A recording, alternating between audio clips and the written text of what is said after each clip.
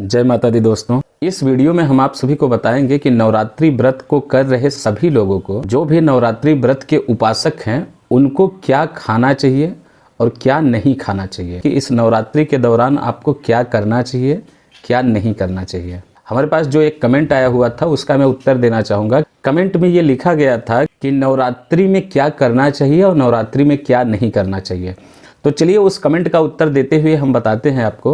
अगर घर का कोई सदस्य आपका नवरात्रि का व्रत रखा हुआ है तो घर के सभी सदस्यों को यह ध्यान देना पड़ेगा कि इस व्रत के दौरान लहसुन, प्याज, मांस, मदिरा आदि सभी तामसिक भोजन या तामसिक वस्तुओं का उपयोग आपको नहीं करना है, तथा व्रत को रखने वाले लोगों को बेल्ट, चप्पल, जूते, बैग आदि जैसे चमड़े की जो चीजें हैं वो उपयोग में नहीं लेना चाहिए। व्रत के दौरान शारीरिक संबंध नहीं बनाना चाहिए, इससे आपको पाप लगता है।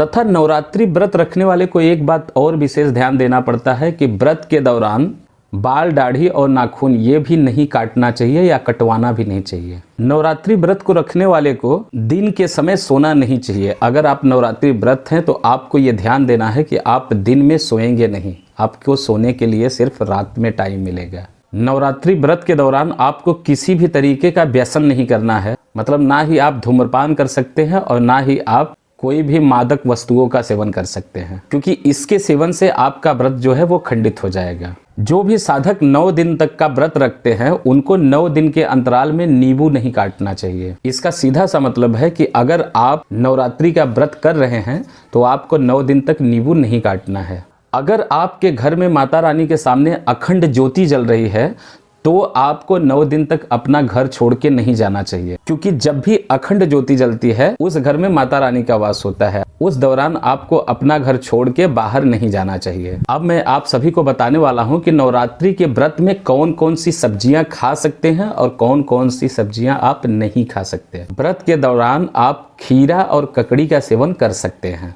नवरात्रि के व्रत में आप गाजर का भी सेवन कर सकते हैं। किसी किसी जगह पर इसको भी यूज नहीं किया जाता, वो अपनी अपनी मान्यता के अनुसार है, लेकिन गाजर को भी फल के रूप में ही देखा जाता है, तो आप गाजर का भी सेवन कर सकते हैं। व्रत के दौरान आप लौकी को आसानी से सेवन कर सकते हैं, लौकी का आप फलाहार कर सकते हैं। इसके अलावा सब्जियों की अगर बात करें तो व्रत के दौरान आप टमाटर और धनिया का भी सेवन कर सकते हैं, लेकिन इसमें आप सभी को एक बात का जरूर ध्यान देना है।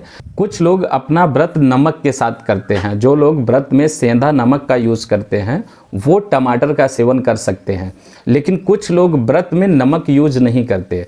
तो जो लोग नमक का यूज नहीं करते व्रत में, उनको टमाटर का सेवन नहीं करना चाहिए, क्योंकि टमाटर जो है वो खट्टा होता है। तो जो लोग मीठा से अपना व्रत करते हैं उनको टमाटर का सेवन नहीं करना चाहिए। व्रत के दौरान आप हरी मिर्ची और अदरक का भी सेवन कर सकते हैं। इसके साथ ही व्रत के दौरान आपको अगर शकरकंद सेवन करने को मिल रहा है तो इसको भी आप आसानी से सेवन कर सकते हैं। तथा मैं आपको ये बता दूं कि आप कच्चा पपीता और केला ये भी व्रत के दौरान आप ले सकते हैं। जहां तक मैं फलों की बात करूं कि व्रत के दौरान कौन कौन से फल खाए जा सकते हैं, तो जितने भी विभिन्न प्रकार के फल हैं सभी फलों को व्रत के दौरान सेवन किया जा सकता है। नवरात्रि व्रत हो या फिर कोई भी व्रत हो, उसमें फलाहार करने का भी एक छोटा सा नियम है। ऐसा नहीं है कि आप व्रत हैं तो आप पेट भर के फलाहार करिए, ऐसा नहीं है।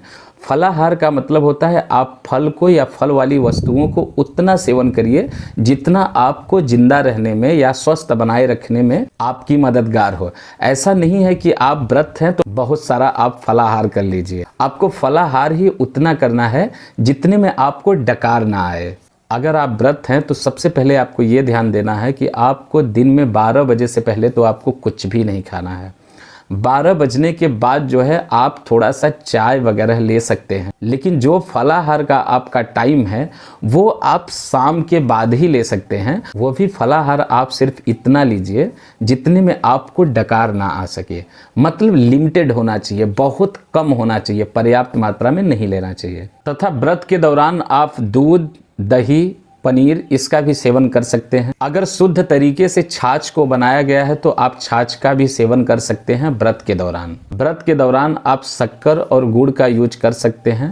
लेकिन मैं सलाह दूंगा कि अगर आप व्रत हैं तो ज़्यादा से ज़्यादा गुड़ का सेवन करने का यूज करिए, वो आपके लिए फ़ायदेमंद भी है और गुड़ शुद्ध भी माना जाता है। अब मैं आपको ये भी बता दूं कि व्रत के दौरान आप कौन से मसाले यूज कर सकते हैं और कौन से ऐसे मसाले हैं जो आप यूज में नहीं ले सकते। तो सबसे पहले मैं आपको ये बता दूं कि आप कौन से मसाले नहीं खा सकते। तो व्रत के दौरान आप गरम मसाला, हल्दी, हींग, राई, मेथी और साबुत धनिया, इसका यूज आप नहीं कर सकते, ये वर्जित है। अब मैं आपको बताऊंगा कि कौन से मसाले आप व्रत के दौरान सेवन कर सकते हैं। जीरा, काली मिर्च और दालचीनी, इसका भी आप सेवन कर सकते हैं। लौंग, जायफल, अजवाइन, इसका भी आप सेवन कर सकते हैं व्रत के दौरान। सेंधा नमक, हरा इलायची तथा हरी मिर्च, इसका सेवन आप कर सकते हैं।